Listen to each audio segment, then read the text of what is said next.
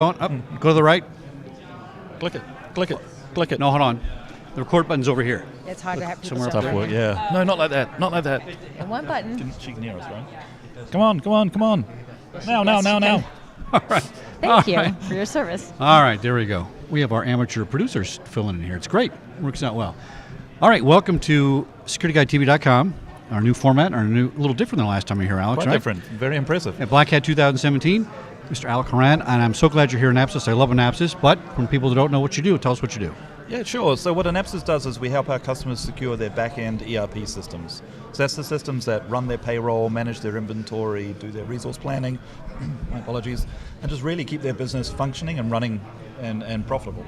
Now, why is this a kind of a carve-out niche for you? That it seems like that should be taken care of internally, but that's where you're vulnerable, because if you don't take care of it and you're sloppy, you got a big problem. Exactly, and really when you look at it on paper, it seems a no-brainer. This is the most critical assets that a business Exactly, has. the most critical, and they don't do it. They don't protect it. To do one, exactly, Yeah. but it's kind of like for those of you who ever dealt with SCADA, where it's so critical, don't even touch it. Oh, because well. if you breathe on it wrong, it might fall over, and then we're in trouble. Yeah. So it's a catch-22. It's so critical that the enterprises aren't even willing to let someone look at it because they just need it to run. Now, how do you overcome, since it is so critical, confidential, sensitive, how do you overcome the sale and say, let me take your most sensitive stuff and I'm going to take care of it for you? Exactly. That's a tough one, right? That's a tough one. That requires definitely trust on the part of the customer with us. Right. And we have to establish why they should trust us and prove it. And the second is just, you've got to really know what you're doing. So it can't be, you described it as a niche. Like we have a product that does that one thing, because you have to know that one thing inside and out. We can't be we do a little bit of everything, but nothing really well. We're the inverse. We do one thing and we do it exceptionally well. Very interesting. In terms of accounts payable, so if you think about firms like ADP, how do you work with those large companies, or are you working with their CISO teams and their SOC teams? Yeah, we're working primarily with the office of the CISO. They're the ones really concerned with the risk to these systems. Sometimes it's the audit teams who've noticed that there's a gap in terms of what they're auditing on other systems and what they're seeing on these systems. Often they're not seeing them at all, but they know that they're there. So obviously as a vendor, we're happy to go in with whoever bring us in, but it's really the people who fundamentally care about the risk of the enterprise and just want to keep the enterprise running. Not eliminate the risk, I mean that's cost prohibitive, but manage that risk and get it to an acceptable level for that business. Understood. Now, when you're selling this, what do you tell people about how you're protecting the data, how you're keeping it compartmentalized, encrypted, so on?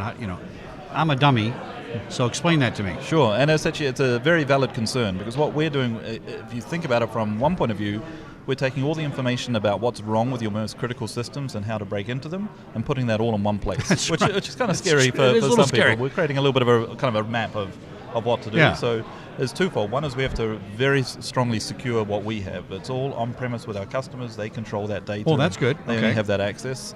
And the second is we just have to stay abreast of what's changing in the enterprise. So even though these are technologies that have been around for 20, 30 years, new vulnerabilities are coming out every month for them. So we've got this kind of, the thing that I really love about security, which is it's not stagnant. Security changes all the time, regardless of what you and I do. You wait long enough, there's a new type of exploit vector, there's a new thing coming out.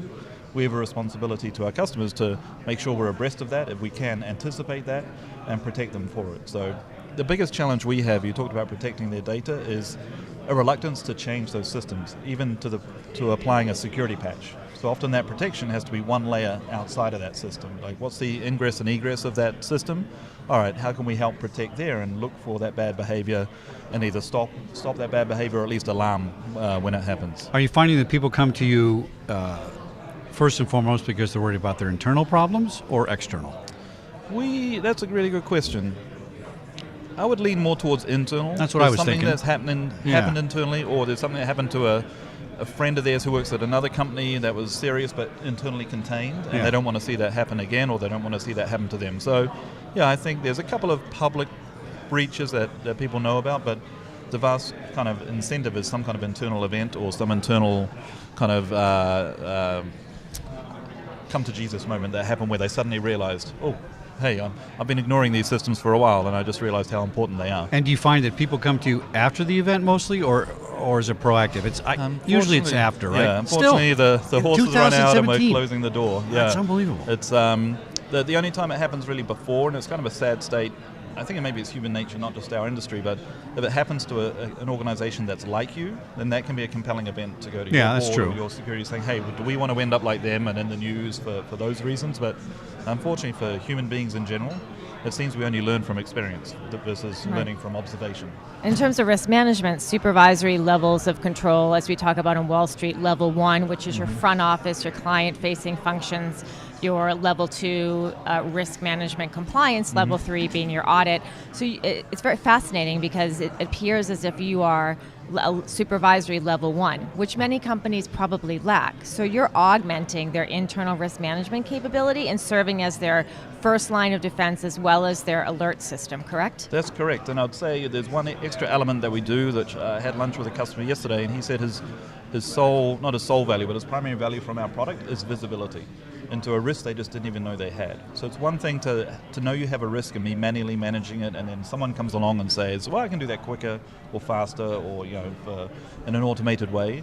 This was, we didn't even know we had this problem because it kind of was a known unknowns. We knew we weren't doing anything in that area, therefore we probably have a problem, but they had no visibility into the scope of that. So I think you're right, and I think across all those 3 levels, we give visibility to all of those areas. So now if you're handling sensitive financial data, Sarbanes-Oxley kicks in. Who's in trouble if something goes wrong on that one? Yeah, exactly. Does Onapsis indemnify people because we were doing it and we were the one that didn't catch it? Or because sometimes people hire companies like yourself, as in security, to shift Exactly, just pass the liability. risk on. Yeah. So how does that work? Yeah, so for us, we're not actually touching the data, so we're telling you on that system here is how someone could get to that data. In fact, we've designed our system so we just can't read that data. Oh, because excellent. We don't want to inherit that risk from our customers. What we want to do is just tell them very clearly, hey, this data is accessible through these 7 different ways, and here are the 7 different ways to fix it.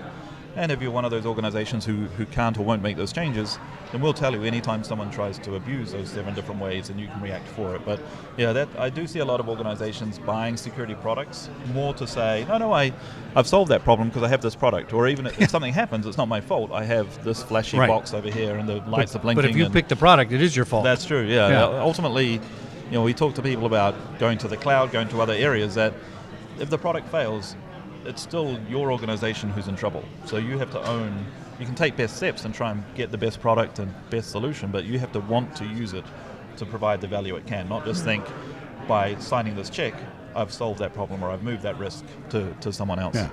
Interesting. What keeps you up at night? What do you worry about? Oh. I am still amazed actually that the internet still works. Like it's such a He wins. That's my best answer ever. Keys. It's the best answer ever. It's so fragile. It's based on such a trust model and such an open model, and yet it keeps on working. And well, maybe not at this conference, but generally I use it to do financial transactions, and it just inherently works. Even though when you look at it, it's all based on, I send off a DNS query and it comes back, and I just trust the answer and I go to where it says, and it's a very brilliant insight. Yeah. Very interesting. And your global perspective, I would be curious to know how you are expanding your client base, especially since you bring a very interesting, unique perspective of having lived in the UK as well as New Zealand. Yeah. And that's one of the great things. We're not vertical specific. Back office systems, whether you're in China, whether you're in somewhere in Europe, whether you're in the US, etc., or in Australasia, you're running the same back-end systems, either Oracle or SAP, and we cover SAP now, and we're leading for Oracle towards the end of the year. And really, everything's running in these systems, so we just want to be the go-to people, like you guys are for security news, the go-to people for securing those systems. And helping people to sleep at night. Exactly, yeah, that's the idea. But it doesn't seem to work in Winner Vegas. of the best SecurityGuideTV.com answer of the day. Excellent. Yes. Alex Horan, Onapsis, ONAPSIS.com. Thanks for coming on Security Guide Radio and SecurityGuideTV.com. Thanks for at having Black me. Hat 2017. Thank you. Thanks so much. Excellent interview. Thanks. Cheers.